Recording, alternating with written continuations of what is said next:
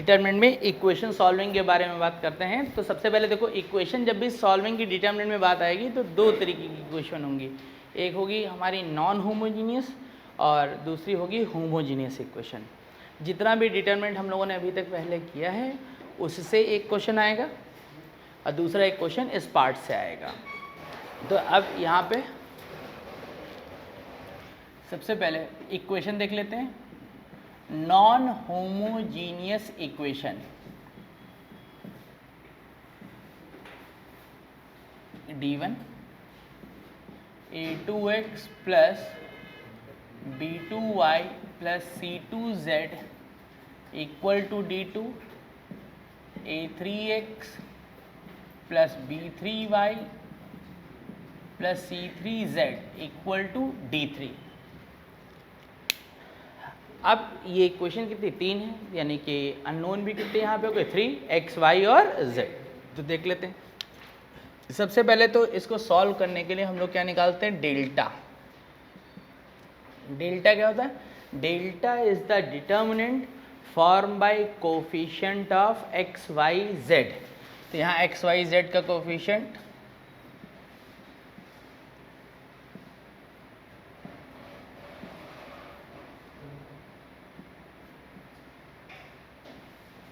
Delta is the determinant form by coefficient of x Y Z. फिर उसके बाद हम लोग इसमें निकालते हैं डेल एक्स। डेल एक्स क्या होता है, तो डेल एक्स जो है,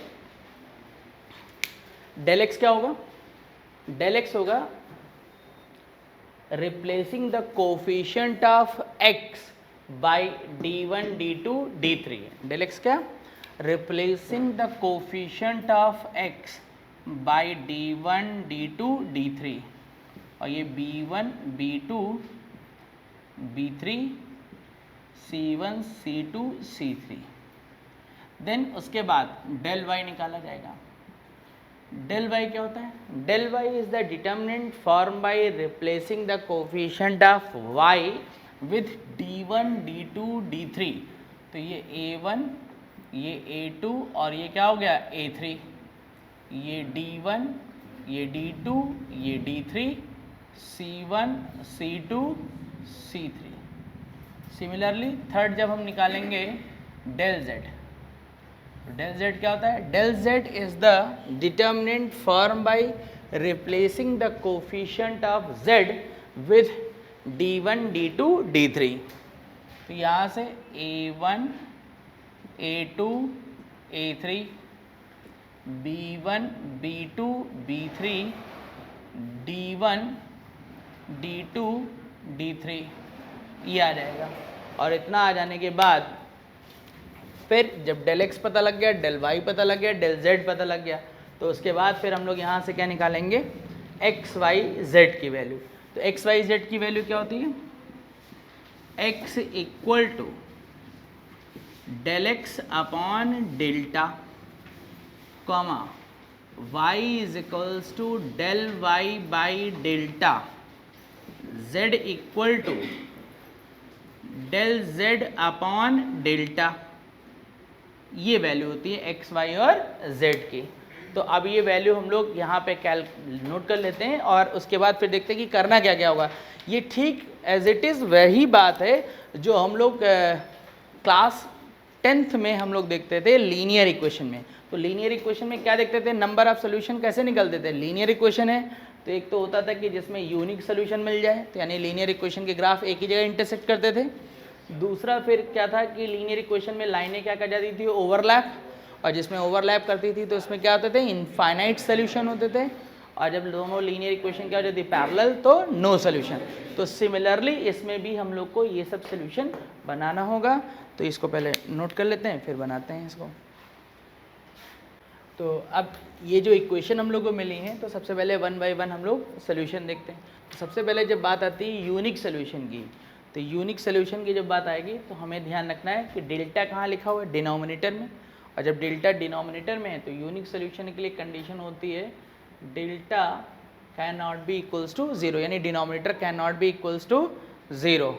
लिख गया ये, इसको वो करो, delta not equals to 0। Second, फिर आती बात इनफाइनाइट सोल्यूशन। इनफाइनाइट सोल्यूशन का मतलब क्या है?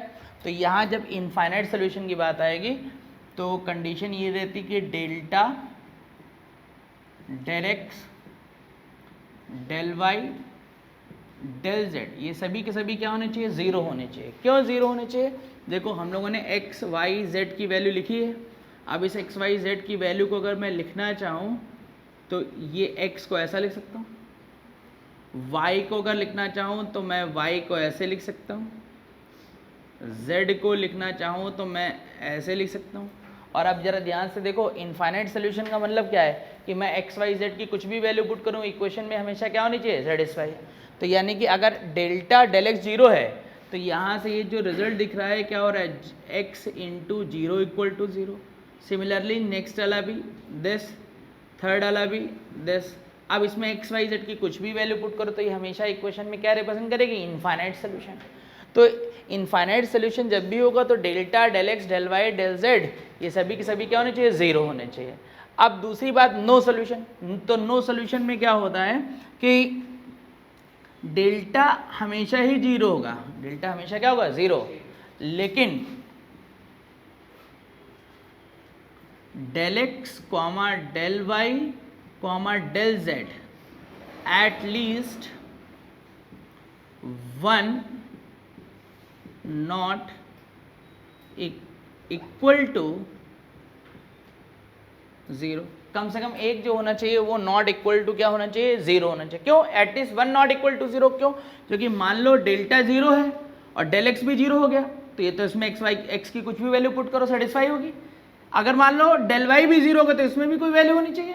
अब कम से कम एक नॉट इक्वल टू जीरो, तो डेल जेड अगर जीरो के इक्वल नहीं है तो जीरो के इक्वल नहीं तो कोई भी नंबर आ गया, और जब कोई भी नंबर आ गया तो जीरो इक्वल टू कभी भी नंबर के नहीं हो सकता है। तो इसका अलावा उस इक्वेशन में हमेशा कैसा मिलेगा हम लोग को? No solution. तो del x del Y del Z में at least one not equal to क्या होना चाहिए? ज़ीरो होना चाहिए। तो इसको नोट करेंगे, फिर आगे बढ़ते हैं। तो अब बात करते हैं कि यही पूरा system in term of 3D। 3D क्या है? जैसा कि हम लोगों ने भी ध्यान दिया था कि जो ये लीनियर इक्वेशन क्या रिप्रेजेंट होती थी, वो तो स्ट्रेट लाइन रिप्रेजेंट होती थी। ऐसे ही जब 3 वेरिएबल इक्वेशन होंगी तो ये हमेशा प्लेन को रिप्रेजेंट करेंगी। जिसमें एक्स वाई जेड लग जाता है वो क्या हो जाता है? प्लेन हो जाता है। तो यानी कि ये जो गिवन इक्वेशन है क्या रिप्रेजेंट कर रही है? प्लेन को रिप्रेजेंट कर रही हैं। और जब ये प्लेन को रिप्रेजेंट कर रही हैं तो उस केस में ये जो सोल्यूशन है ये क्या होते हैं, क्या बनाते हैं, इनके बारे में हम लोग बात करने वाले हैं। तो ये इक्वेशन अब ना बोल के मैं इसको बोलूँगा गिवन प्लेन। ये क्या है? Equation first given plane, equation second given plane, third equation given plane. तो इन टर्म ऑफ 3D तो सबसे पहले यूनिक सोल्यूशन। और जब यूनिक सोल्यूशन होगा तो उस केस में हमको तो ये पता है कि इसका रिजल्ट क्या होना चाहिए? Delta not equal to zero होना चाहिए। लेकिन यूनिक सोल्यूशन में 3D के टर्म में जब बात करेंगे तो हम कहेंगे कि given plane represent one common point of intersection. मतलब ये एक प्लेन है,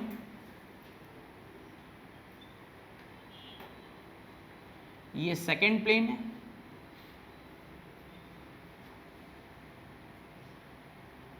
ये P1 प्लेन है। प्लेन को P से या पाई से लिखा जाता है, तो 3 है इसलिए ये P2 प्लेन है और ये P3 प्लेन है। यूनिक सोल्यूशन का मतलब क्या हुआ? एक्स वाई जेड की एक ऐसी वैल्यू जो इन तीनों इक्वेशन को क्या कर रही हो? सेटिस्फाई। और इन तीनों इक्वेशन को जो वैल्यू सेटिस्फाई करेगी वो सिर्फ और सिर्फ क्या होगा? वो सिर्फ और सिर्फ P1 P2 P3 प्लेन का ये कॉमन पॉइंट होगा। तो अगर यानी कि 3D में अगर कोई बोले यूनिक सोल्यूशन है तो इसका मतलब क्या होगा? Given plane represent one common point. तो ये क्या हो गया? Common point. Given plane represent one common point. अब बात आती है इनफाइनाइट सोल्यूशन की। अब इनफाइनाइट सोल्यूशन का मतलब क्या होता है 3D में? तो भाई हम लोगों ने ये तो समझ लिया है कि इनफाइनाइट सोल्यूशन का मतलब ये होगा कि delta del x del Y del Z ये सब ज़ीरो होंगे। लेकिन इनफाइनाइट सोल्यूशन का एक्चुअल मतलब क्या है? तो यहाँ पे मतलब ये है कि given plane represent one common line of intersection of plane. अब ये क्या मैंने बात बोल दी है, तो सब लोग एक बात ध्यान रखेंगे, जब दो लाइनें कट करती हैं, क्या करती हैं, दो लाइनें कट करती हैं तो एक पॉइंट मिलता है, लेकिन ये क्या है, एक प्लेन, ये दूसरा प्लेन। जब दो प्लेन एक दूसरे को कट करेंगे तो हमेशा क्या मिलेगी, एक लाइन मिलेगी। दो प्लेन कट करेंगे तो क्या मिलेगी, लाइन। और अब हमारे पास क्या है, कैसा सोल्यूशन होना चाहिए, इनफाइनाइट। तो इनफाइनाइट, और प्लेन कितने होने चाहिए, 3, P1 P2 P3। तो यहाँ पे क्या होगा, given plane represent one common line of intersection of plane. ये देखो 3 प्लेन, ये एक प्लेन, ये एक प्लेन, और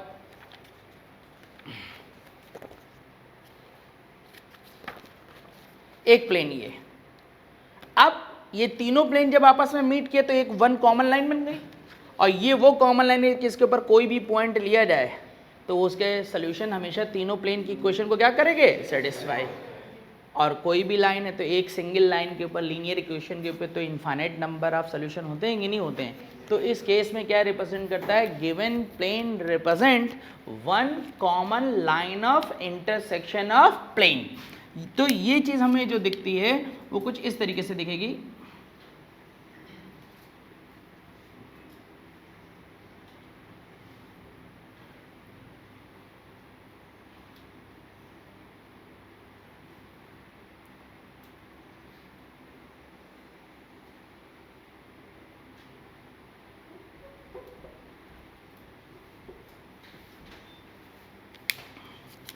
और ये क्या है, ये वो लाइन है।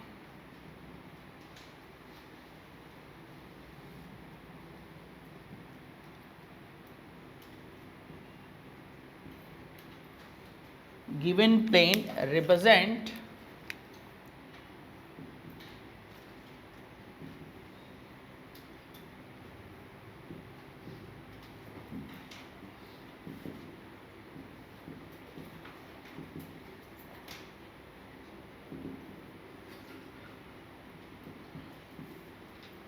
अब एक यहाँ से एक बात और आती है कि ये जो गिवन प्लेन है, इनसे जो वन कॉमन लाइन बनती है, इसकी भी इक्वेशन निकाली जाती है 3D में, लेकिन ये 3D में हम लोग के सिलेबस में नहीं है।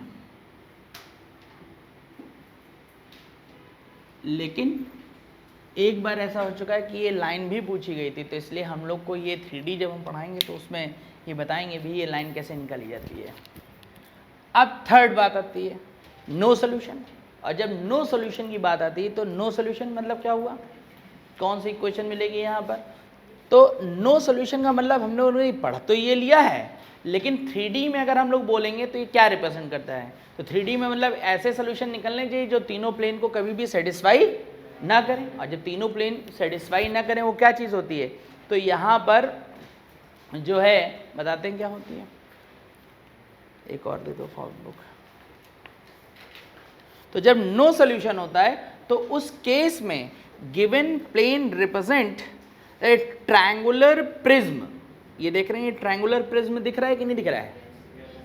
तो अब यहाँ पे देख लो, अगर मैं इसका और इसका सोल्यूशन निकालता तो इसको सेटिस्फाई करेगा, लेकिन नीचे वाले प्लेन को कभी भी सेटिस्फाई, इससे इसका सोल्यूशन निकल जाएगा, लेकिन ये इधर वाले प्लेन को सेटिस्फाई, इधर का निकल आएगा तो इस प्लेन को सेटिस्फाई नहीं करेगा।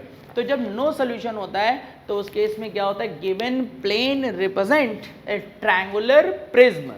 ट्रायंगुलर प्रिज्म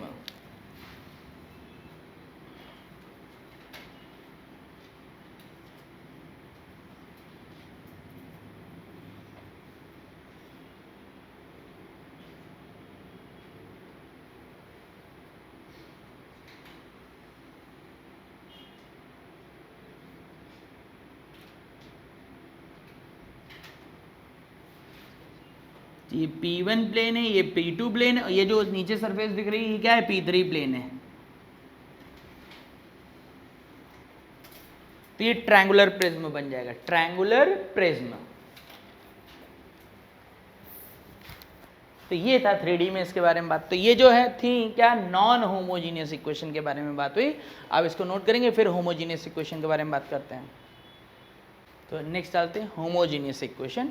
और होमोजीनियस इक्वेशन जैसे ही शुरू करेंगे तो पहले एक लाइन लिख देंगे homogeneous equations are always consistent. Homogeneous equation are always consistent. Consistency का मतलब क्या? Equation represent solution. इक्वेशन हमेशा क्या रिप्रेजेंट करेगी? सोल्यूशन. अब जरा देखते हैं क्यों. तो सबसे पहले ये जरा इक्वेशन देख लेते हैं. होमोजीनियस का मतलब क्या है? कि जिनकी डिग्री क्या हो? सेम. तो होमोजीनियस इक्वेशन x का डिग्री 1, y का डिग्री 1, z का डिग्री 1 और यहाँ पे डिग्री हर जगह क्या है? सेम. और इक्वल टू में क्या रहना चाहिए? 0.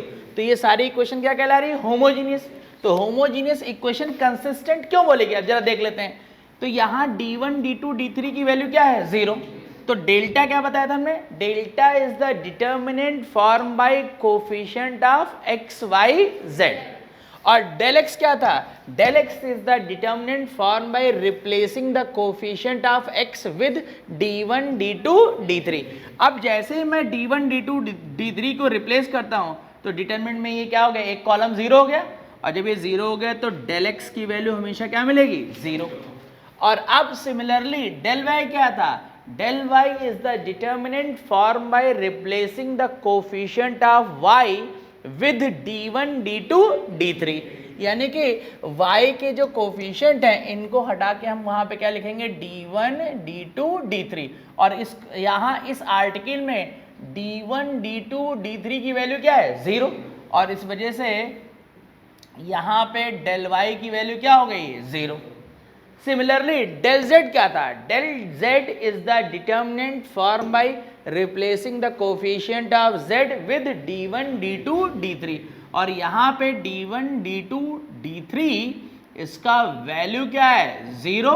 तो डेल z भी 0 हो गया. और जैसे ये बात आई तो तुरंत एक दिमाग में बात आनी चाहिए क्या? नो सॉल्यूशन के लिए हम लोगों ने लिखा था कि del x, del y, del z में इन तीनों में कम से कम एटलीस्ट 1 क्या होना चाहिए? Not equal to 0. लेकिन हम देख रहे हैं कि del y, del z, del x ये तीनों ही वैल्यू क्या है? हमेशा ही 0. तो इसका मतलब इस केस में, इस होमोजीनियस के केस में नो सॉल्यूशन का कोई कॉन्सेप्ट ही नहीं रह जाएगा. सिर्फ एक ही बात बच रही क्या? या तो यूनिक सॉल्यूशन या फिर क्या? Infinite solution. चूंकि होमोजीनियस इक्वेशन में सॉल्यूशन हमेशा ही एग्जिस्ट कर रहा है इसीलिए इसको हम लोग क्या बोलेंगे? कंसिस्टेंट. और कंसिस्टेंट होने के बाद यूनिक सॉल्यूशन है तो सीधी सी बात है कि डेल्टा की वैल्यू क्या होनी चाहिए? Not equal to 0. और एक बात और देखेंगे क्या? डेल्टा नॉट इक्वल टू 0 है और हमने देखा है कि del x, del Y, del Z की वैल्यू क्या रही है? 0. और जब del x, del Y, del Z की वैल्यू 0 हो रही है तो x भी 0 आ जाएगा, y भी 0 आ जाएगा और z भी क्या आ जाएगा? क्योंकि होमोजीनियस इक्वेशन में यूनिक सॉल्यूशन हमेशा क्या मिलता है? 0, 0 और 0. तो इसीलिए इस यूनिक सॉल्यूशन का एक नाम और भी होता है, इसको हम लोग जीरो सॉल्यूशन भी बोलते हैं. क्या बोलते हैं? Zero solution. दूसरा जो है इसी का एक नाम और भी होता है, इसको ट्राइवियल सॉल्यूशन भी बोला जाता है. अब यहां से बात आती है इनफाइनाइट सॉल्यूशन. तो यहां पे एक्स वाई जेड तो हमेशा ही 0 है. एक्स वाई जेड क्या है? और साथ में क्या? इसमें इनफाइनाइट सॉल्यूशन के लिए हमेशा क्या होना चाहिए? डेल्टा भी क्या होना चाहिए? 0. तो कुल मिलाकर ये अब del x, del Y, del Z के लिए मुझे अलग से लिखने की कोई जरूरत नहीं, क्योंकि वो तो फिक्स है कि del x, del Y, del Z हमेशा क्या रहेगा? 0. तो इस वजह से अगर इनफाइनाइट सॉल्यूशन है तो इसमें डेल्टा क्या होगा? 0. इसमें डेल्टा क्या होगा? 0. और जब इसमें डेल्टा 0 होगा तो इसलिए अब चूंकि सॉल्यूशन कैसा है? इनफाइनाइट. लेकिन एक्स वाई जेड को हम 0, वो तो कोई भी वैल्यू हो सकती है ना. वो क्या हो सकती है? कोई भी. अरे भाई एक्स वाई जेड 0 आया, डेल्टा 0 किया तो तुमने क्या देखा? x इंटू क्या हो गई बात यहां से? डेल एक्स की जगह भी 0 है, y तो 0 है ही है.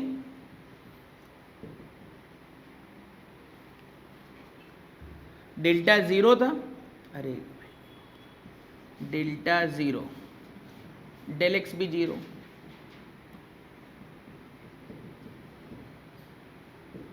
डेल्टा 0, इसको क्रॉस मल्टीप्लाई करके डेल्टा की वैल्यू पुट कर दी और एक्स वाई जेड 0 इसमें क्या है? फिक्स. तो यहाँ पे जो देख रहे हैं कि एक्स वाई जेड की कोई भी वैल्यू पुट करी जाए तो ये हमेशा इक्वेशन को क्या करेगी? सेटिस्फाई करेगी. क्रॉस मल्टीप्लाई करके वैल्यू पुट कर दी गई और जब वैल्यू पुट कर दी तो इसमें सोल्यूशन कैसा मिल रहा है? इनफाइनाइट.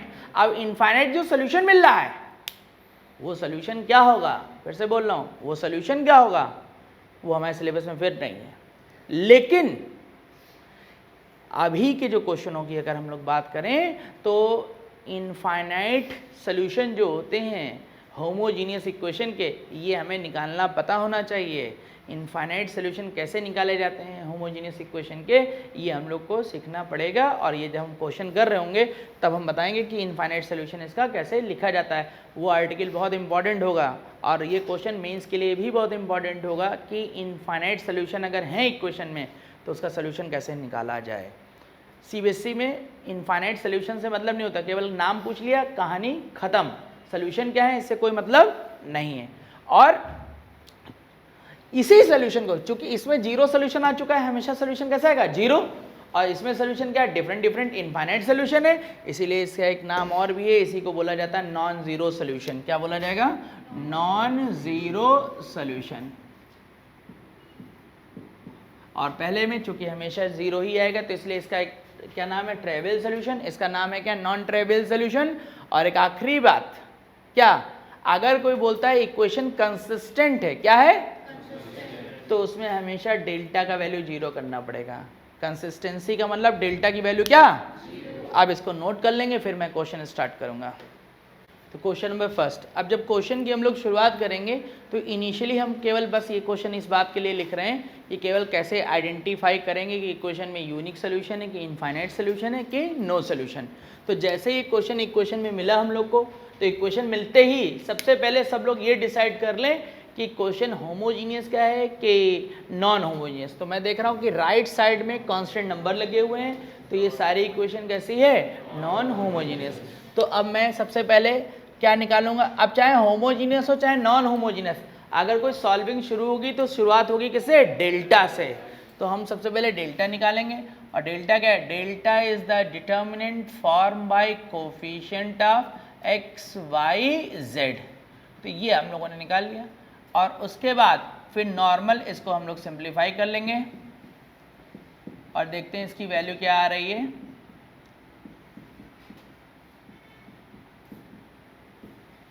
और यहाँ से कितना हो जाएगा?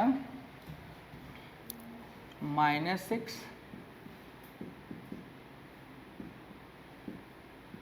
तो ये कितना आ गया? -12। ये क्या आ गया? 15।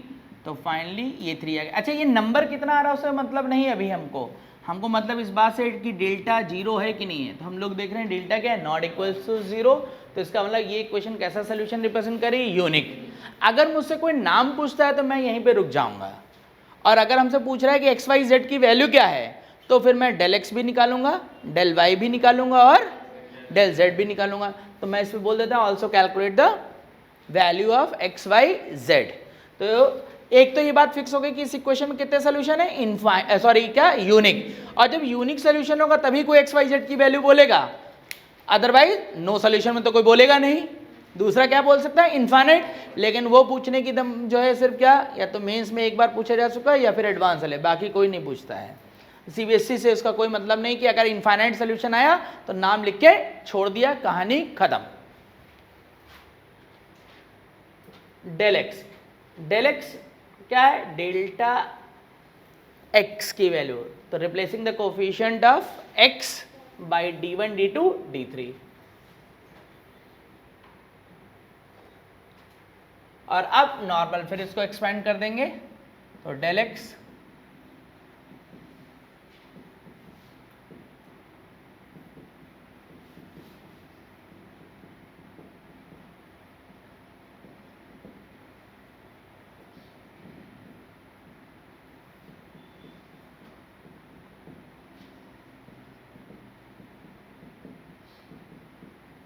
कुल मिला के डेल एक्स का वैल्यू क्या आ चुका है? 0।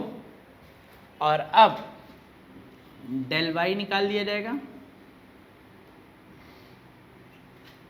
और अब कोफिशिएंट ऑफ वाई को रिप्लेस कर देंगे d1 d2 d3 से।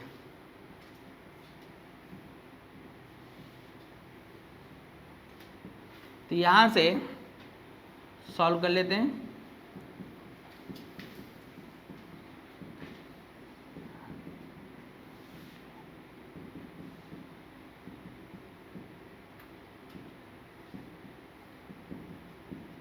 तो कैंसिल हो जाएगा, फाइनली यहाँ से -3 आ जाएगा। और फिर डेल जेड।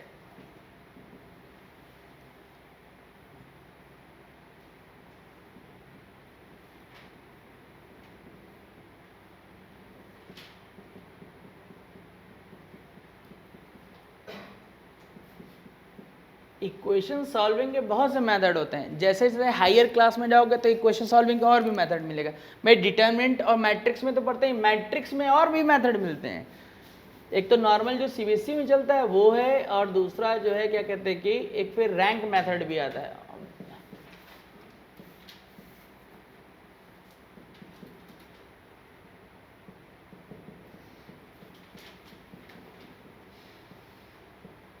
तो ये 3 आ गया। अब देयरफॉर x, तो x क्या है, डेल x अपॉन डेल्टा। तो डेल x 0 हो चुका है, तो फाइनली, और डेल्टा की वैल्यू क्या है, 3 है, तो कुल मिला के x का वैल्यू जो हो गया है वो 0 हो गया है। y del y by delta, तो ये 3 अपॉन दिस, तो y इक्वल टू क्या आ जाएगा, -1, और last z del z upon delta. Del z 3 और डेल्टा 3 कैंसिल हो गया 1, तो फाइनली z का वैल्यू क्या आ गया, 1। और अब अगर यहाँ पे देखोगे तो ये XYZ की वैल्यू इक्वेशन में पुट करोगे तो सब इक्वेशन को क्या करेगी, सेटिस्फाई। तो ये यूनिक सोल्यूशन कोई होगा तो उसमें केवल XYZ की वैल्यू और निकलवाई जा सकती है। तो इसको नोट कर लेंगे। फिर नेक्स्ट क्वेश्चन, तो अब नेक्स्ट क्वेश्चन, अब इस बार क्या करना है हम लोग को, लैम्डा की वैल्यू को कैलकुलेट करना है, जिसके लिए इक्वेशन क्या रिप्रेजेंट करिए, नो सोल्यूशन।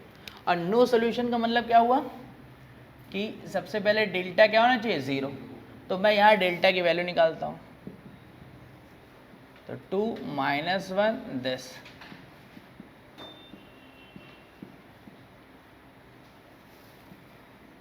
एक्सपेंड कर लेते हैं।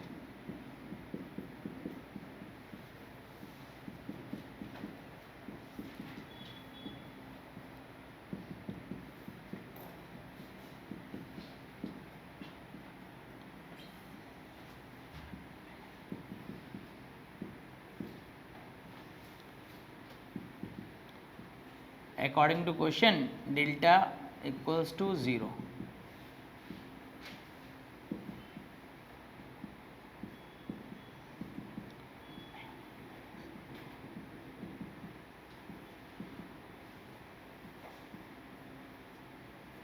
अब लेकिन एक बात ध्यान रखनी पड़ेगी, क्या लैम्डा का वैल्यू -3 आ गया तो आंसर हो गया? तो हम ये एक बात बोलेंगे कि आंसर अभी नहीं बोलेंगे सब लोग। क्यों? क्योंकि ऐसा भी हो सकता है क्वेश्चन फ्रेमिंग में कि डेल्टा की वैल्यू, जब लैम्डा की वैल्यू आ गई तो वो लैम्डा की वैल्यू ऐसी वैल्यू सेट हुई हो कि जिससे डेल एक्स भी 0 मिल जाए, डेल वाई भी 0 मिल जाए और डेल जेड भी क्या आ जाए। तो इसका मतलब उस क्वेश्चन में क्या हो गया, नो वैल्यू ऑफ लैम्डा। तो इसलिए एक बार क्रॉस चेक जरूर करेंगे सब लोग कि del x, del Y, del Z में से ये वैल्यू नॉट इक्वल टू 0 बन रही है कि नहीं। तो मैं डेल जेड क्यों चेक कर रहा हूँ, फिर से एक बार सुन लेंगे। मैं इस वजह से चेक कर रहा हूँ कहीं ऐसा तो नहीं कि इस लैम्डा की इस वैल्यू की वजह से डेल एक्स भी 0 आ रहा हो, डेल वाई भी 0 आ रहा हो और डेल जेड भी क्या आ रहा है, 0। अब भाई हमें तो ऑप्शन मिलेगा, तो उसमें -3 भी लिखा है और एक ऑप्शन में लिखा है नो वैल्यू ऑफ लैम्डा। अब नो वैल्यू ऑफ लैम्डा लिखा है तो मुझे फिर चेक करना ही पड़ेगा। और अगर खाली लैम्डा के क्या लिखे हुए, नंबर लिखे हैं, तो फिर मुझे चेक करने की कोई जरूरत नहीं। और अगर नन ऑफ दिस लिखा है तो भी चेक करना पड़ेगा। क्यों? क्योंकि नन ऑफ दिस लिखा है तो मतलब उसी के अंदर छुपा हो सकता है नो वैल्यू ऑफ लैम्डा। तो इसलिए डेल एक्स जरूर देखेंगे हम लोग। तो 2 - 4 4 -1 -2 और लैम्डा की वैल्यू इसमें -3 रख के सीधे एक्सपेंड करेंगे सब लोग। फटाफट वैल्यू देख लेंगे।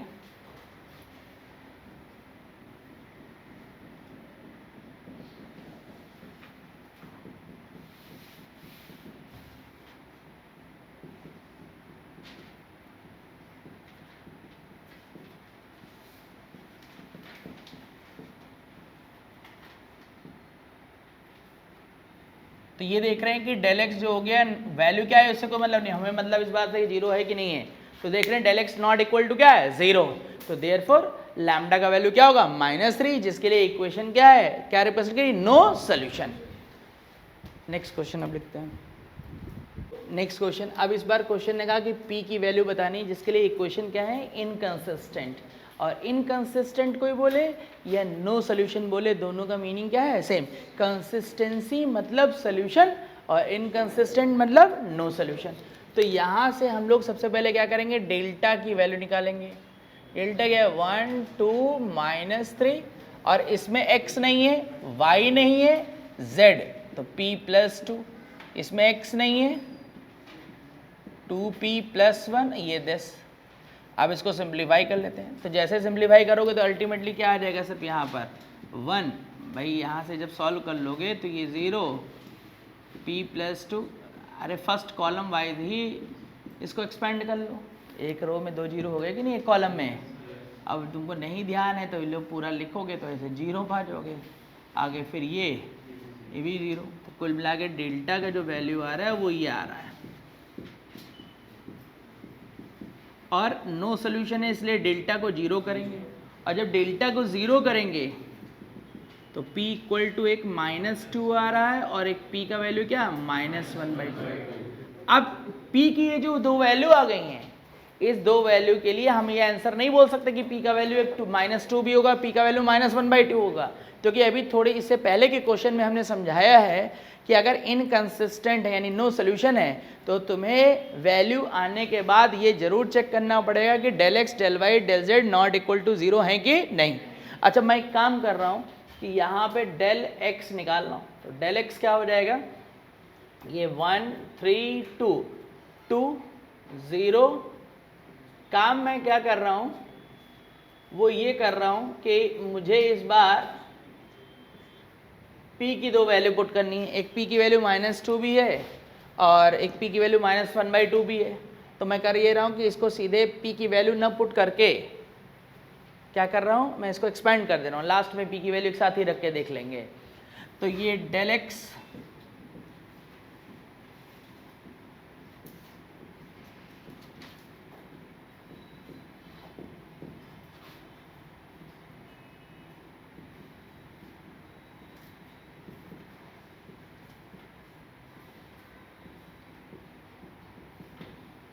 तो यहाँ से जो del x आ रहा है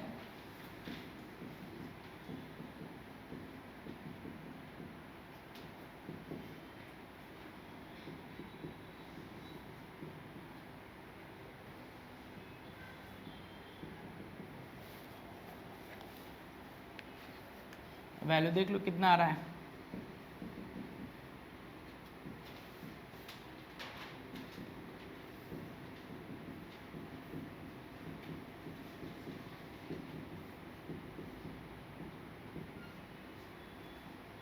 तो del x -2p² और एक -5p बन रहा है और ये 4p, तो और ये मिलके कितना हो गया? -19p।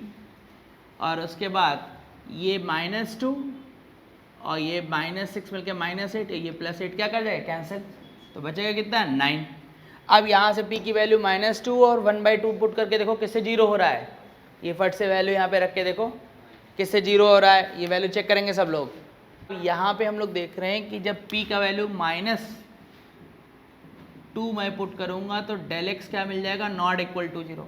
लेकिन जब p की वैल्यू -1/2 पुट कर रहे हैं तो del x क्या आ रहा है? 0। चूँकि p का वैल्यू -2 पुट करने पर del x not equal to 0 आ गया तो p = -2, तो इसका सोल्यूशन होगा क्या? क्योंकि इन नो सोल्यूशन बोल रहा है तो इस वजह से p की वैल्यू एक -2 तो रहेगी। लेकिन चूंकि p का वैल्यू -1/2 आने पर del x क्या आ चुका है? 0। तो मुझे ये भी चेक करना पड़ेगा कि कहीं ऐसा तो नहीं कि del y भी क्या हो? 0 और del z भी क्या हो? 0। अगर वो 0 हो गए तो p का वैल्यू -1/2 क्या हो जाएगा? हट जाएगा। और अगर del y not equal to 0 आ जाता है तो p = -1/2 भी क्या हो सकता है? एक सोल्यूशन। तो यहाँ से अब मैंने क्या देखा? del y। तो जब del y देख रहा हूँ तो 1 0 0 और ये क्या हो रहा है? 1 3 2 और -3। यहाँ पे सीधे एक बार वैल्यू पुट कर लो। हमें सिर्फ किससे चेक करना है? p के वैल्यू -1/2 के लिए। और इसका एक्सपेंशन सीधे एक ही लाइन में दिख रहा है कि नहीं दिख रहा है? तो ये 3 हो गया और -2 और इसके आगे तो सब वो 0 बन जाएगा। तो del y यहाँ से फाइनल जो आ रहा है वो कितना आ रहा है? -1 और -2p। और जब p का वैल्यू यहाँ पे पुट कर रहा हूँ क्या p इक्वल टू -1/2। तो जैसे p का वैल्यू -1/2 पुट किया तो डेल y भी क्या आ चुका है 0। अब जब डेल y 0 आ गया तो लास्टली मुझे एक बार एक और चेक करना पड़ेगा क्या डेल z, कि डेल z तो 0 आ रहा है कि 0 नहीं आ रहा है। तो डेल z जब देखेंगे तो ये 1 0 0 और ये 2 0 2p + 1 और यहाँ पे 1 3 2 और यहाँ से सीधे देख लो, यहाँ पे जैसे सीधे देख लोगे तो ये वैल्यू तो क्या हो चुकी है, ये तो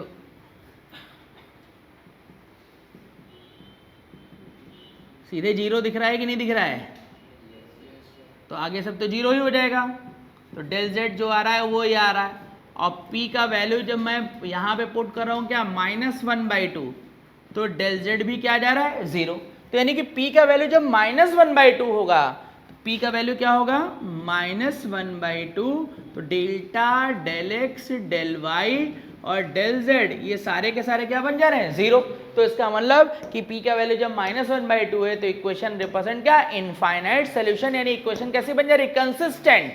और जब p का वैल्यू कितना हो रहा है -2 तो उस केस में डेल x क्या मिल चुका है नॉट इक्वल टू 0 और डेल्टा क्या आ चुका है 0।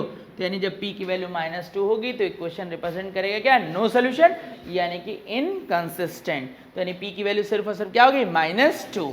तो इसको नोट कर लेंगे। फिर next question,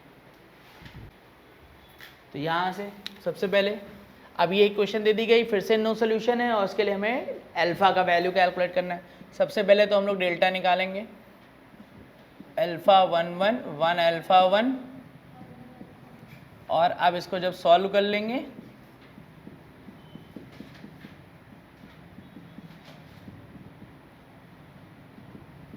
finally -n common कर लोगे तो अल्फा इसका फैक्टर कर लेता हूँ मैं, और यहाँ से -n कॉमन कर लेंगे तो 2 टाइम्स अल्फा -1 बन जाएगा कि नहीं बन जाएगा ये, और यहाँ से अब डेल्टा कॉमन कर लोगे तो ये अल्फा -1 ब्रैकेट में 2 अल्फा + 1 -2 सॉरी ये आ गया, और ये alpha -1 alpha square plus alpha -2 और देन इसका फिर फैक्टर हो जाएगा, इसका फैक्टर क्या आ जाएगा अल्फा + 2 इंटू अल्फा -1, ये इसका फैक्टर आ जाएगा। तो फाइनली डेल्टा का जो वैल्यू आ गया वो ये वैल्यू आ गया, और नो सोल्यूशन इसलिए डेल्टा क्या होना चाहिए 0। तो नो सोल्यूशन डेल्टा क्या हो गया 0, और जैसे डेल्टा को 0 किया तो अल्फा का एक वैल्यू 1 मिल जाएगा और दूसरा अल्फा इक्वल टू क्या आ जाएगा -2। और फिर से वही बात है कि इन वैल्यू के लिए del x del y del z को हमें देखना पड़ेगा। अब एक बात जरा ध्यान से सोचो, डेल x मैं लिख रहा हूँ, ध्यान देना, डेल x मैं लिखूंगा तो ये वाला कोफिशिएंट मिडिल वाले में आएगा कि नहीं आएगा, सॉरी डेल x लिखूंगा तो फर्स्ट पोजीशन में आएगा, और उसमें अगर अल्फा का वैल्यू 1 ले लेता हूँ तो वो सीधे क्या बना देगा, तो इस वजह से इसकी वैल्यू क्या रहेगी 0। तो डेल x तो 0 ही मिलेगा जब अल्फा का वैल्यू कितना है 1। सिमिलरली डेल y भी निकालोगे तो 0 और डेल z भी निकालोगे तो क्या, तो सिर्फ बच रहा कौन अल्फा इक्वल टू -2। तो -2 के लिए केवल चेक करेंगे, ये पॉइंट हमारे लिए क्या हो गया रिजेक्ट हो गया। बात क्लियर हो गई। तो अब अल्फा का वैल्यू -2, तो डेल x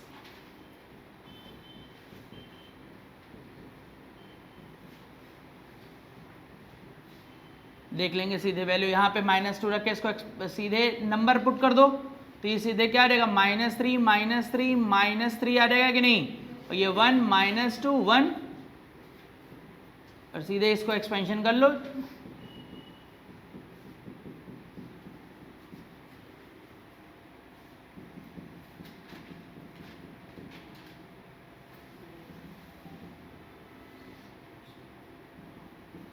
तो यहां से डेल x कितना मिल गया है, तो ये डेल x फाइनली हम लोग को दिख रहा है क्या नॉट इक्वल टू 0। तो यानी अल्फा इक्वल टू -2 के लिए इक्वेशन क्या रिप्रेजेंट करी नो सोल्यूशन, क्योंकि नो सोल्यूशन के डेल्टा 0 और del x del y del z में से कोई एक वैल्यू क्या होनी चाहिए नॉट इक्वल टू, तो यहाँ से डेल x देख रहे हैं क्या नॉट इक्वल टू क्या आ रहा है 0, तो इसलिए अल्फा की वैल्यू कितनी हो गई -2। अब चूंकि यहीं पे हमें नॉट इक्वल टू 0 मिल चुका है, तो इसलिए डेल वाई डेल जेड हमें चेक करने की कोई जरूरत, पिछले क्वेश्चनों में इसलिए चेक करना पड़ा क्योंकि डेल एक्स 0 निकल चुका था, डेल वाई भी क्या निकल चुका था, और डेल जेड भी क्या तभी चेक करना पड़ा। अगर पहले ही नॉट इक्वल टू 0 आ जाता तो मुझे चेक करने की कोई ज़रूरत नहीं। अब ये क्वेश्चन अपनी अपनी किस्मत के ऊपर है भाई, ऐसा पहली बार में मिल जाता है कि तीसरी बार में, ठीक है। तो ये हो गया इसके आगे क्वेश्चन, फिर लिखते हैं।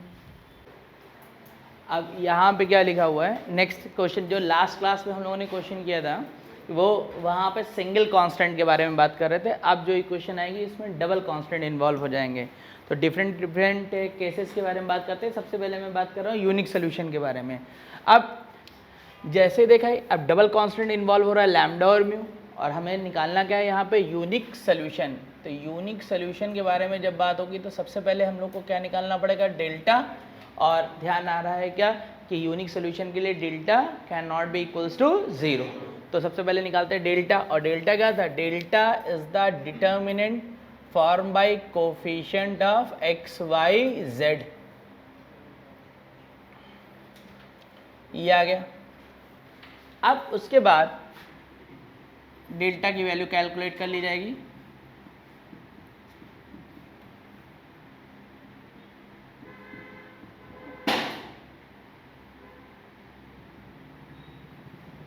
तो delta equal to 2 lambda minus 6, और यूनिक सोल्यूशन है तो डेल्टा नॉट इक्वल टू क्या आ जाएगा, 0।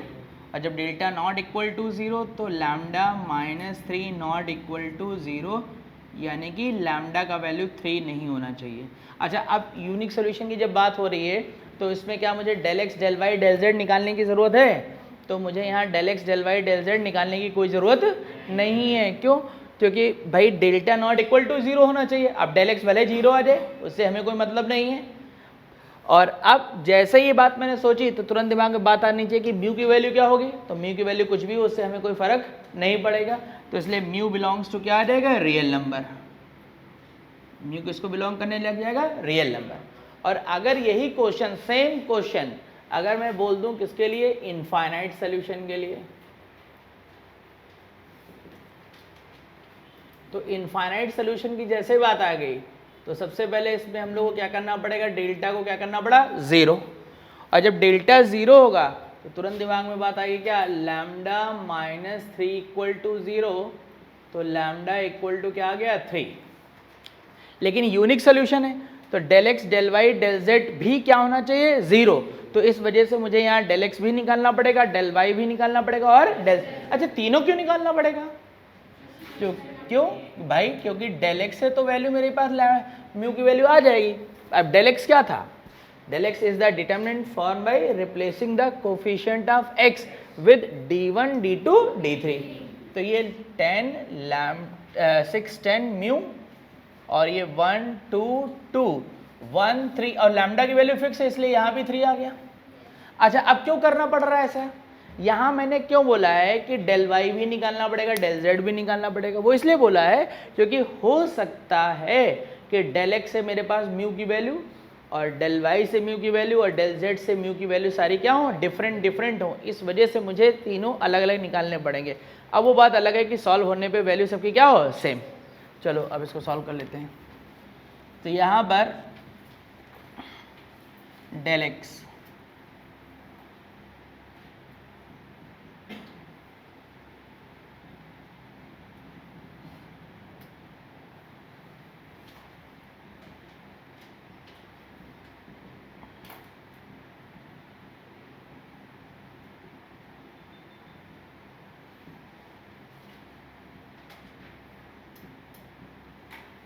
और डेल एक्स को जैसे ही 0 किया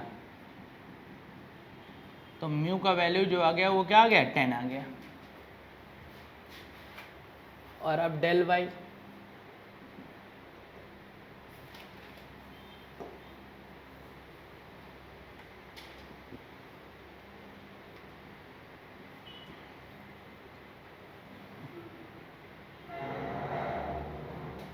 और अब डेल वाई निकाल लेते हैं।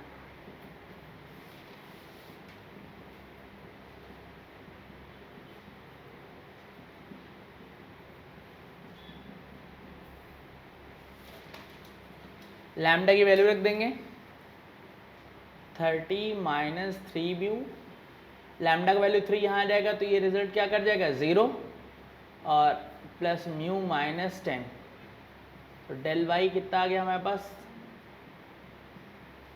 और डेल वाई भी क्या होना चाहिए 0। तो जैसे ही 0 करूँगा तो अल्टीमेटली म्यू का वैल्यू इस बार भी हमारे पास कितना आ जा रहा है 10 आ जा रहा है कि नहीं आ जा रहा है, तो वैल्यू डेल एक्स और डेल वाई से क्या आ गई सेम। अब डेल जेड से चेक कर लेंगे, तो डेल जेड से निकालो वैल्यू, तो जब डेल जेड भी 0 करेंगे तो भी म्यू का वैल्यू क्या आ जाएगा 10 ही आ जाएगा। तो इस तरीके से इस डबल जो है कांस्टेंट को कैलकुलेशन इस तरीके से करी जाएगी। अब इसके आगे देखते हैं नेक्स्ट एक इसी केस और बनाते हैं कि जब सोल्यूशन क्या रिप्रेजेंट होगा नो सोल्यूशन, तो नो सोल्यूशन के लिए देखते हैं। जैसे नो सोल्यूशन के बारे में बात आएगी तो तुरंत दिमाग में बात आ जाएगी कि डेल्टा क्या होना चाहिए 0 और at least 1 del x del Y del z not equal to 0। तो डेल्टा तो 0 हो गया, और डेल्टा जब 0 था तो लैम्डा की वैल्यू क्या आएगी 3, और क्वेश्चन ने बताया एटलीस्ट 1,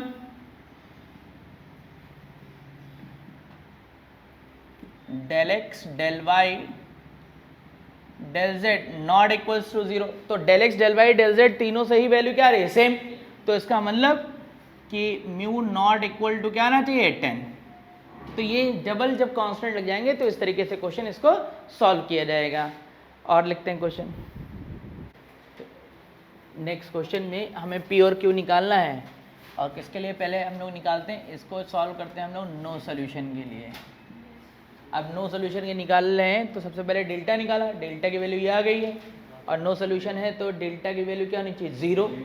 तो जब डेल्टा 0 हम लोग कर रहे हैं तो हमारे पास q का वैल्यू क्या आ रहा है 3 और p का वैल्यू क्या आ रहा है 2, और उसके बाद del x del Y del Z में एटलीस्ट 1 क्या होना चाहिए नॉट इक्वल टू 0। तो हम पहले अब डेल एक्स निकालते हैं, तो डेल एक्स की वैल्यू निकाल दी जाए, तो कितना आ जाएगा 8 5 4 p 2 1 6 q 3, ये देख लेते हैं। तो जब यहाँ से हमने डेल एक्स की वैल्यू निकाली तो del x equal to 8 6 minus q p 15 minus 4q 6, तो यहाँ से del x 48 minus 8q minus 15p plus 4, और ये कितना आ जाएगा 15 नहीं 18 आ जाएगा।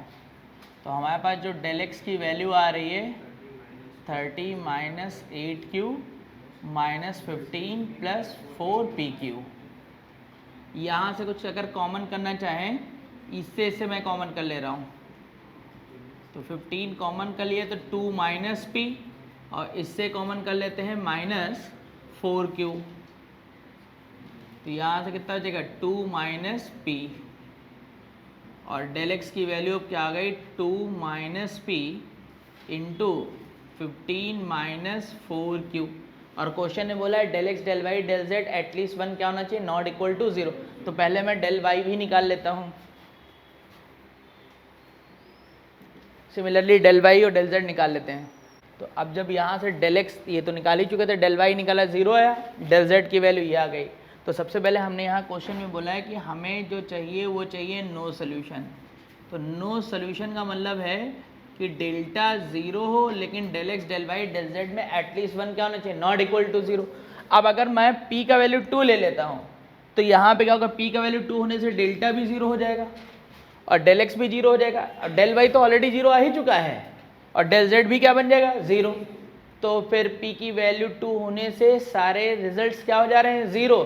तो इसका मतलब उस केस में वो कैसा सोल्यूशन बनाया जाएगा इनफाइनाइट, और हमारी रिक्वायरमेंट जो है वो कैसे सोल्यूशन की नो सोल्यूशन।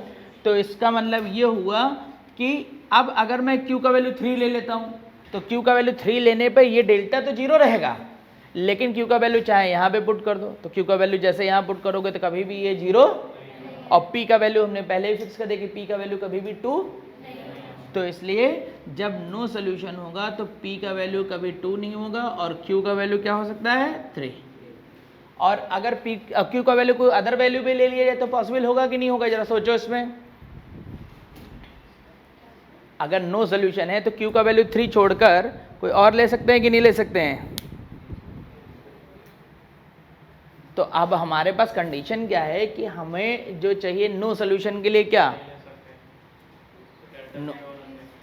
नो सोल्यूशन के लिए डेल्टा की वैल्यू क्या होनी चाहिए, 0। तो अब 0 अगर है, डेल्टा की वैल्यू क्या है 0, तो मैं क्यू, चूंकि तुमने पहले फिक्स कर दिया कि पी का वैल्यू 2 हो नहीं सकता और Q का वैल्यू मैं बोल रहा हूँ क्या 3 के अलावा दूसरा पॉसिबल है, तो मैंने कहा नहीं पॉसिबल है। क्यों? क्योंकि वैल्यू अगर 3 को छोड़कर कोई दूसरा नंबर ले लेता हूँ तो फिर डेल्टा 0 वाली कंडीशन क्या हो जाएगी, फेल हो जाएगी। इसलिए मैं डेल्टा Q का वैल्यू अदर कोई वैल्यू नहीं ले सकता हूँ। तो फाइनली नो सोल्यूशन के लिए यही आंसर आएगा। और अगर यहीं पे ये क्वेश्चन इनफाइनाइट सोल्यूशन के लिए होता तो इनफाइनाइट सोल्यूशन तो फिर कोई बात ही नहीं। क्या P का वैल्यू क्या आ जाता है 2। और Q के बारे में क्या कहना है, तो Q का वैल्यू चाहे कुछ भी हो जाए, अब इससे कोई फर्क, क्योंकि P का वैल्यू जब 2 हो गया तो 0 के इंटू में कोई भी नंबर लिखा रहेगा, कोई फर्क नहीं पड़े। तो P का वैल्यू 2 होगा और Q बिलोंग्स टू क्या आ जाएगा, रियल। और नो सोल्यूशन के लिए, तो नो सोल्यूशन के लिए ना तो P का वैल्यू 2 हो और ना ही Q का वैल्यू क्या हो, 3 हो। बात खत्म। ठीक है, तो ये हो गए डबल कांस्टेंट वाले क्वेश्चन। अब इसके, और अभी तक जो हम लोग क्वेश्चन सॉल्व कर रहे थे एक ऐसी क्वेश्चन थी नॉन होमोजीनियस। अब मैं होमोजीनियस क्वेश्चन के स्टार्ट करता हूं। तो नेक्स्ट, अब ये जो क्वेश्चन है ये कैसे क्वेश्चन है, होमोजीनियस, क्योंकि एक्स वाई जेड और जितने भी कांस्टेंट अब है राइट साइड के सब क्या है, 0। और जब होमोजीनियस इक्वेशन होगी तो उसमें जो सोल्यूशन होंगे वो कैसे होंगे, या तो यूनिक सोल्यूशन होगा या फिर क्या, इनफाइनाइट। क्योंकि होमोजीनियस इक्वेशन कैसी थी, इक्वेशन कैसी थी, ऑलवेज कंसिस्टेंट।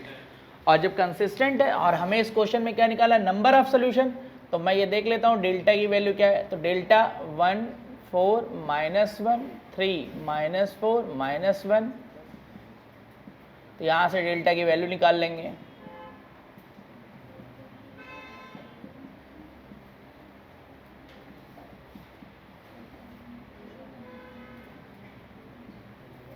तो डेल्टा इक्वल टू -7। तो हम लोग देख रहे हैं कि ये वैल्यू जो है नॉट इक्वल टू क्या है, 0। तो यानी कि ये जो रिजल्ट आ रहा है ये कैसा सोल्यूशन रिप्रेजेंट कर रहा है, यूनिक। और जब यूनिक सोल्यूशन है तो होमोजीनियस इक्वेशन में तो सोल्यूशन भी बिल्कुल फिक्स था कि क्या था, 0 0 और 0। और चूंकि हमें यहाँ नंबर ऑफ सोल्यूशन निकालना है तो यानी सोल्यूशन में सिर्फ क्या हुआ, एक ही सोल्यूशन हुआ, क्या, यूनिक सोल्यूशन, मतलब एक ही सोल्यूशन। तो यहाँ पर 0 0 और 0, तो नंबर ऑफ सोल्यूशन इस इक्वेशन के कितने हो गए, 1। लिखते हैं नेक्स्ट क्वेश्चन। तो नेक्स्ट, अब यहाँ पे हम लोगों को निकालना है सिस्टम ऑफ इक्वेशन, जो लीनियर इक्वेशन दी गई नॉन ट्राइवल सोल्यूशन निकालती हैं, तो लैम्डा की वैल्यू कैलकुलेट करनी है इस क्वेश्चन में। तो जैसे बोला गया नॉन ट्राइवल सोल्यूशन, तो नॉन ट्राइवल सोल्यूशन का मतलब क्या था कि इक्वेशन रिप्रेजेंट इनफाइनाइट सोल्यूशन। और अगर ये इक्वेशन इनफाइनाइट सोल्यूशन रिप्रेजेंट कर रही है तो इस केस में डेल्टा का वैल्यू क्या होगा, 0। और डेल्टा क्या था, delta is the determinant form by coefficient of x Y Z.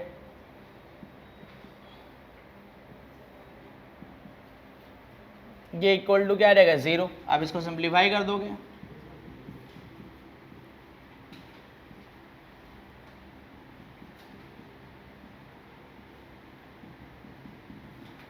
यहां से जो वैल्यू आ गई लैम्डा प्लस 1,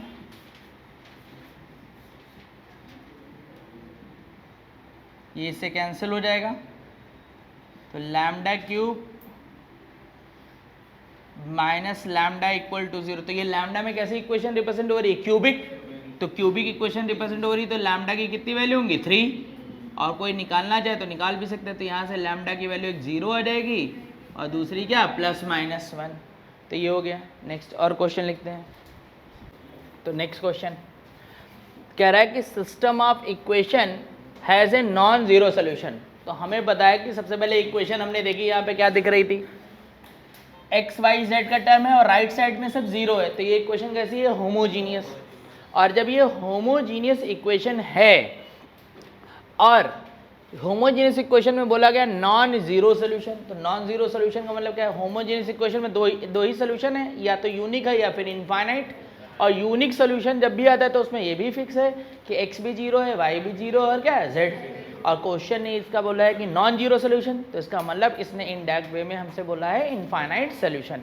अच्छा, ये क्वेश्चन इंपॉर्टेंट इस वजह से है क्योंकि इसने जो नॉन जीरो सोल्यूशन बोला है, इनफाइनाइट सोल्यूशन, उसके बाद इसने पूछा है x into z upon y square की वैल्यू। यानी कि हमें इनफाइनाइट सोल्यूशन जो है इक्वेशन के, होमोजीनियस इक्वेशन में कैसे सोल्यूशन, इनफाइनाइट सोल्यूशन, वो सोल्यूशन निकालने आना चाहिए। अब अगर वो मुझे नहीं निकालना आता है तो मैं इस क्वेश्चन को सॉल्व नहीं कर सकता हूँ। तो वो अब हम लोग सीखने क्या जा रहे हैं कि अगर इक्वेशन होमोजीनियस है तो उसमें इनफाइनाइट सोल्यूशन हम लोग कैसे निकालेंगे ये जानने जा रहे हैं। तो सबसे पहले तो एक बार हम लोग ये इक्वेशन लिख ली। क्योंकि क्वेश्चन ने ऑलरेडी मेंशन कर दिया है कि नॉन जीरो सॉल्यूशन, तो इसका मतलब इक्वेशन के अंदर सॉल्यूशन जो हो चुके हैं वो क्या हो चुके हैं, इनफाइनाइट। अब इनफाइनाइट सॉल्यूशन निकालते कैसे हैं वो सुनेंगे। तो क्या करोगे, ये जो 3 इक्वेशन दी गई हैं, इन तीनों इक्वेशन के अंदर से किसी भी एक वेरिएबल को कुछ सब्स्टिट्यूट कर दोगे। इन तीनों इक्वेशन के अंदर किसी भी एक वेरिएबल को सब्स्टिट्यूट कर देंगे, कुछ भी सब्स्टिट्यूट कर दोगे। जैसे के क्वेश्चन ने यूज कर दिया है, ठीक है, तो मैं मान लेता हूँ कि यहाँ पर जो z है उसकी वैल्यू कुछ मान लेते हैं लैम्डा वगैरह है। लेकिन उससे पहले, करने से पहले मैं यहाँ पर एक बात और चेक करना चाहता हूँ, क्या कि डेल्टा का वैल्यू 0 क्यों करना चाह रहा हूँ, वो इस वजह से करना चाह रहा हूँ क्योंकि डेल्टा का वैल्यू 0 करूँगा तो k की वैल्यू मुझे मिल जाएगी कि नहीं मिल जाएगी। तो मैंने डेल्टा को 0 किया। अब चूंकि जब मैं डेल्टा को 0 करने जा रहा हूँ तो डेल्टा 1 k 3 k -2 2 4 -3, यहाँ से डेल्टा की वैल्यू निकल के आएगी।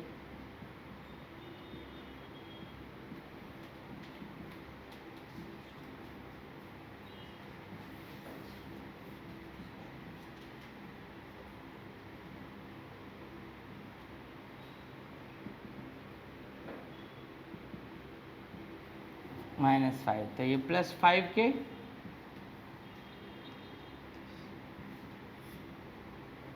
इसको सॉल्व कर देंगे तो डेल्टा इक्वल टू कितना आ जाएगा, ये -4k +44 ये आ जाएगा। और डेल्टा का वैल्यू क्या होना है, 0। तो जैसे मैं 0 करूँगा तो k का वैल्यू कितना आ गया, 11। ठीक, अब जब ये k की वैल्यू मुझे मिल गई तो मेरे पास इक्वेशन कैसी हो जा रही है,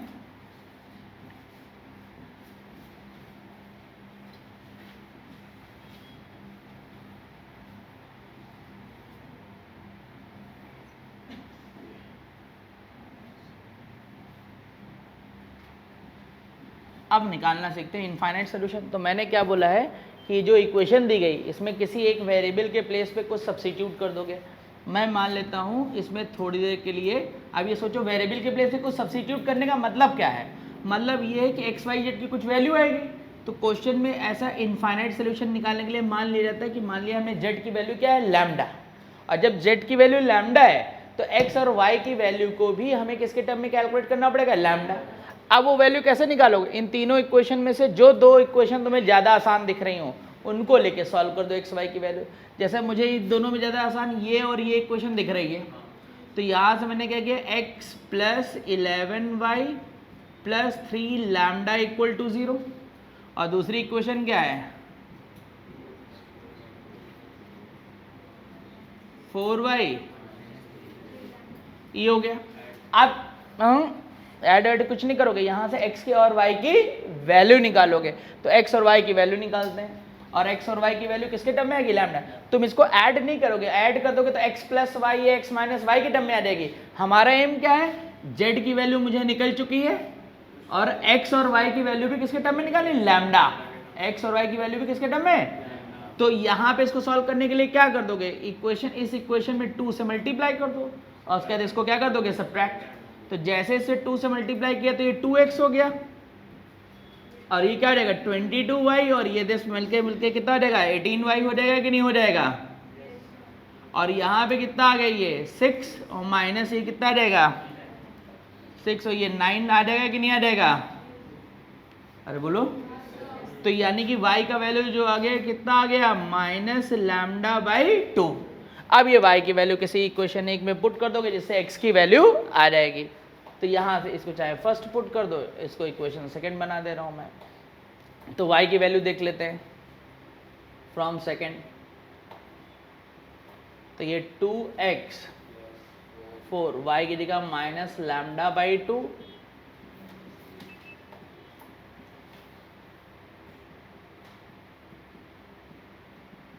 तो finally x equal to 5 lambda by 2। और अब एक्स वाई जेड की वैल्यू मुझे मिल चुकी है, तो मुझे वैल्यू कैलकुलेशन किसकी करनी है, x z upon y square. तो x का वैल्यू 5 लैम्डा बाई 2, z का वैल्यू लैम्डा, y स्क्वायर, तो यहाँ से कितना आ जाएगा 5 lambda square by 2 into lambda square by 4, ये कैंसिल हो जाएगा, ये कैंसिल हो गया, तो 5 इंटू 2 यानी कि इसकी वैल्यू कितनी आ गई 10। क्या सीखा है फिर से एक बार सुन लेंगे सब लोग, जब भी इनफाइनाइट सोल्यूशन निकालना होगा मुझे, इनफाइनाइट सोल्यूशन, तो तुरंत एक्स वाई जेड के प्लेस पे, किसी एक प्लेस पे मैं जेड की जगह क्या रख दूंगा, लैम्डा, और उसके बाद एक्स की वैल्यू भी लैम्डा के टर्म में और वाई की वैल्यू भी, तो वो से जो रिप्रेजेंट करता है वो क्या रिप्रेजेंट करता है, इनफाइनाइट सोल्यूशन। ये हो गया, तो ये थी एक इसमें मेन पॉइंट एक ये था, और इसमें एक क्वेश्चन और एक तरीके का बनता है, तो इसको नोट करते हैं फिर वो क्वेश्चन बताते हैं, तब जाके ये हमारा डिटरमिनेंट का पूरा काम खत्म। तो नेक्स्ट क्वेश्चन, अब यहाँ पे कह रहा है कि if S is the set of distinct value of B for which the following system of equation has no solution. अच्छा, अब अगर देखा जाए तो ये इक्वेशन कैसी है, ये जो इक्वेशन है ये नॉन होमोजीनियस है, और नॉन होमोजीनियस है, उसने कहा नो सोल्यूशन, तो उसका डेल्टा 0 और del x del Y del Z में एटलीस्ट 1 क्या होना चाहिए, नॉट इक्वल टू 0। चलो देखते हैं भाई, तो डेल्टा हमने निकाला 1 1 1 1 a दिस a b 1। अब जैसे ये वैल्यू हम लोग देख रहे हैं तो यहाँ से इसको सॉल्व करते हैं,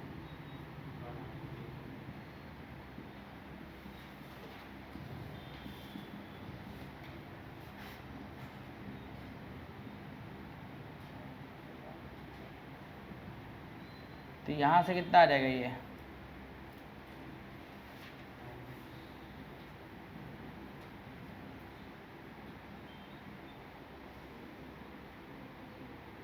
इससे कैंसिल हो जाएगा, तो कितना माइनस ए स्क्वायर प्लस 2a माइनस 1, और अगर सब लोग ध्यान से देखें तो माइनस साइन मैं कॉमन कर ले रहा हूँ,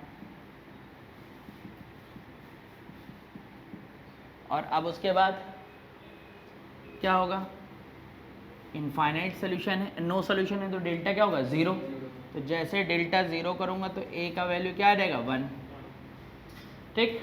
अब उसके बाद del x del Y del z निकालना होगा, तो डेल एक्स निकालते हैं,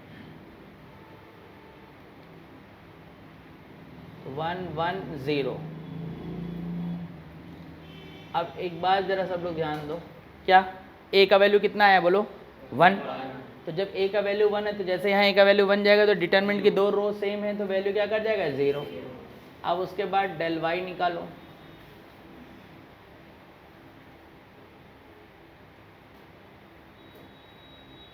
अब डेल वाई निकालोगे तो ये भी देखो क्या आ रहा है 0 आ रहा है कि नहीं आ रहा है, दो रो सेम हो गई।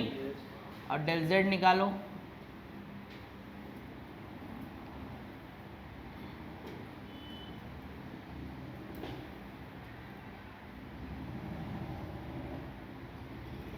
अब जरा देखो फिर से a का वैल्यू क्या है 1, तो डेल जेड भी क्या हो गया, तो यहाँ तो del x del Y del z तीनों ही क्या हो गए 0, और डेल्टा भी क्या है, तो सोल्यूशन कैसा है इनफाइनाइट, और होना क्या चाहिए,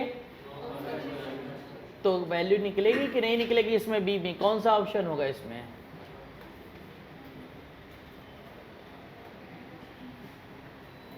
बोलो,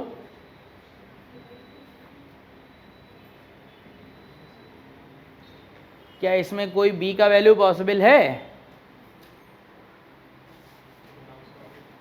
तो इस क्वेश्चन को जब तुमने पूरा सॉल्व किया तो देखोगे तो कोई वैल्यू, इसका मतलब बी की कोई वैल्यू पॉसिबल, लेकिन ज़रा ध्यान से देखना यही वो खास क्वेश्चन है।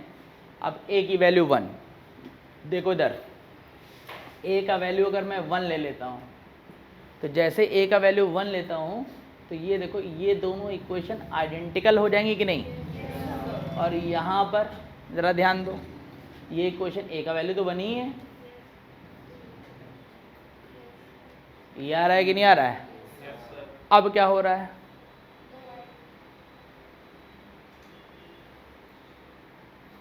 जरा ध्यान से सोचो, ये दोनों इक्वेशन तो सेम हो गई। अब वो जब सेम हो गई तो इसका मतलब ये दो इक्वेशन जो हम लोग को मिल रही है वो ये इक्वेशन मिल रही कि नहीं मिल रही?